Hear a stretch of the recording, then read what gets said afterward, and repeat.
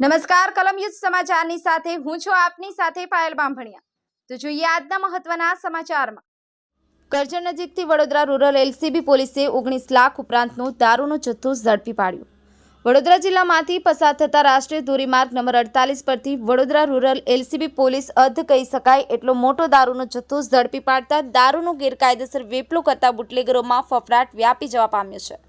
Police સૂત્રોના જણાવ્યા અનુસાર Vadodara rural LCB team Sinor police મથક વિસ્તારમાં અનડિટેક્ટ ગુનાની તપાસમાં હતી। તે દરમિયાન એલસીબી ટીમના 2 પોલીસકર્મીઓને બાતમી મળી હતી કે એક આઈસર બંધ બોડીનું ગાડીમાં ભારતીય બનાવટનો વિદેશી દારૂનો જથ્થો ભરી સુરત તરફથી ભરૂચ થઈ વડોદરા તરફ જઈ રહ્યો છે। તે બાબતે તેમણે આઈસરમાં શું ભરેલ છે તે બાબતે પૂછપરછ કરતા કોઈ સંતોષકારક જવાબ આપ્યો ન હતો, જેથી આઈસરમાં તપાસ કરતા ભારતીય બનાવટનો વિદેશી દારૂના ક્વાર્ટરિયા પેટી નંગ 416 જેમાં કુલ બોટલ નંગ 19,968 કિંમત ₹19,96,800 તથા મોબાઈલ ફોન એક કિંમત ₹2,000 તથા આઈસર ગાડી 10 લાખ મળી કુલ ₹29,98,000 મુદ્દામાલ પોલીસે કબજે કર્યો હતો। પોલીસે દારૂ સાથે ઝડપાયેલા ઇસમ તેમજ દારૂનો જથ્થો સપ્લાય કરનાર ઇસમ વિરુદ્ધ પ્રોહિબિશન એક્ટ હેઠળ કરજણ પોલીસ મથકમાં ગુનો રજીસ્ટર કરાવ્યો છે। સફીક બાપુ, કલમ યુદ્ધ સમાચાર, આમોદ।